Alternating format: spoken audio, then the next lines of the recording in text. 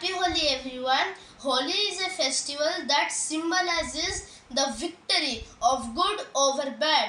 आइए इसके पीछे की कहानी को जानते हैं। आइए भक्त प्रहलाद की कहानी को जानते हैं। हिरण्यकश्यप एक महाबलशाली दैत्य राजा था, पर अहंकारी भी था।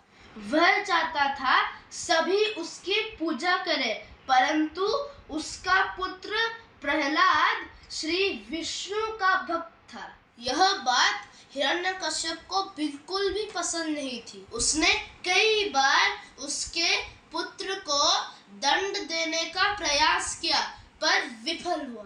उसने अपनी बहन होलिका को अपने पुत्र को दंड देने का दायित्व दिया। He told Holika, "Oh sister, take this Vishnu Bhakt on your lap and let him burn in that fire."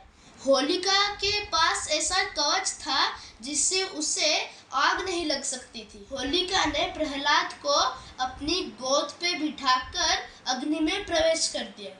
Prahlad निडर होकर श्री विष्णु का जाप कर रहे थे। अंततः प्रहलाद की भक्ति की विजय हुई।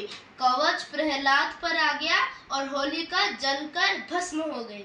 इस दिन को होलिका दहन के नाम से मनाया जाता है। अगली बार हिरण्यकश्यप प्रहलाद को स्वयं ही दंड देने का निश्चय किया। He challenged Prahlad, saying, "If Vishnu is concerned about you, then let him come and save you."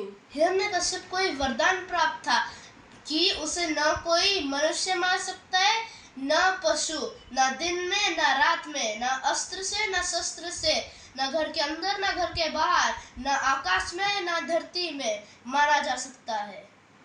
इस वरदान से उसका अहंकार चरम सीमा पे था। पर हम सब श्री हरि विष्णु की लीला से अनजान तो नहीं। हिरण्यकश्यप को दंडित करने का कोई ना कोई मार्ग तो निकलना ही था। This was the time for the Narasimha avatar. जिस स्थान पर प्रहलाद श्री विष्णु का जाप कर रहे थे, उसी स्थान से एक खंबे से श्री विष्णु का नरसिंह अवतार का प्रकट हुआ। उनका आधा शरीर नर और आधा शरीर सिंह का था। उन्होंने हिरण्यकश्यप को अपने जंघा पर उसके महल के द्वार में लेकर संध्या के समय अपने नाखूनों से उसका संहार किया। उस दिन से हिरण्यकश्यप का विनाश हुआ और भक्त प्रहलाद का मुखमंडल देखकर श्री विष्णु का नरसिंह अवतार का ज्वाला शांत हो गया। Wow, what an interesting story. Remember friends, evil can be very powerful, but good always wins over evil. Now let's celebrate this great festival of Holi. Radhe Krishna!